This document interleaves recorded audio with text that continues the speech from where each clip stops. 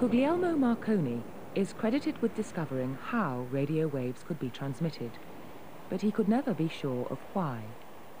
And the true nature of radio waves is only slightly less mysterious now than it was then. So, in the true spirit of scientific inquiry, Arena asked the eminent physicist, Dr. Fisher-Dilke, to venture an investigation.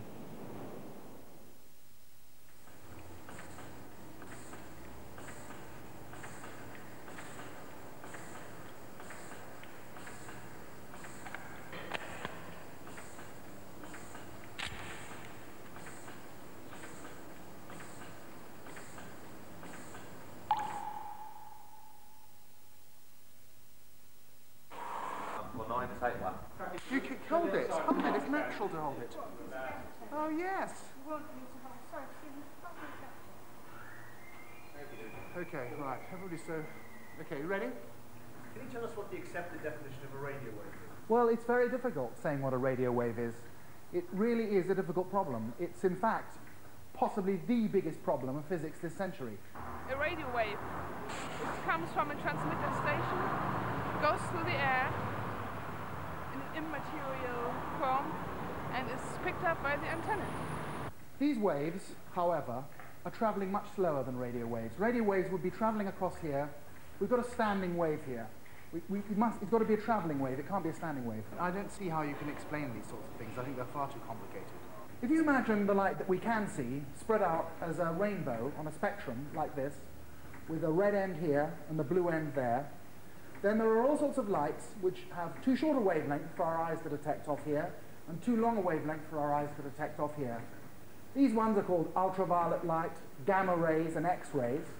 And off here, off the red end of the spectrum, are heat, radiative heat, the sort of thing that you feel coming out from an electric fire, you can't see. And beyond that, television waves and radio waves. What I don't understand is this. If they didn't learn it at school, if people stop listening to science at school at the age of 10 or 13 or 14, why are they going to be entertained by this? Now, radio waves themselves vary in wavelengths. FM is carried on waves that are about 3 meters long. Television is carried on waves that are about 50 to 60 centimeters long. And long wave really is long. It's about a mile long. Huge, great big things. City blocks long. It's tremendously tempting to think of radio as waves and just forget about it, because the similarities are so enormously close. If I put this in, you can see that waves bounce off an object in a quite irregular sort of way. If you can imagine these being radio waves bouncing off a building, they might bounce forward and then off another building, come back, interfere, and radio reception in the area would be quite intolerable. Diabolical, you know, as I say, you know, I listen to a sports channel more often than not, and in the evening, especially being in a built-up area, if a football match is on, I've got to keep fiddling about with the buttons and whatnot, you know? And it can be a bit frustrating. And it's enormously tempting to suppose that radio waves just are waves. After all, they're called radio waves, and call it that. But they're not. And this is clearest in the case of their cousins, the light waves. Equipment exists which detects light. And if you turn the volume of the light down, if you make the room dark around,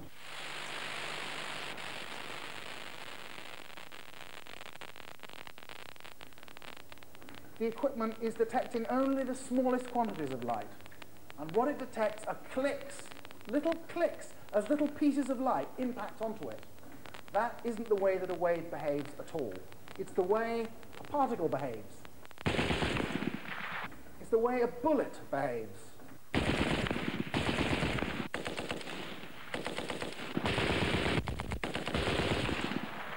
can't explain something like that in this sort of way. You have to put... This kind of stuff is what is taught to people if they're interested in, for doing a physics degree in the first year of their postgraduate work. So this stuff this stuff which radio waves and light and so on is made of, sometimes behaves like a wave, and it sometimes behaves like a particle. In fact, it's extraordinarily difficult to say what exactly it is. It defies our imagination. It's tremendously, tremendously hard to get a physical picture of what is going on. Well, I think it's doomed. It's doomed. But you're Dr. Dill, and I think you put it over in a very simple No, I'm doomed. I don't think it's possible to do it. I don't think it's possible to do it. I don't think a single person will really understand anything as a result of all this. What is a radio wave?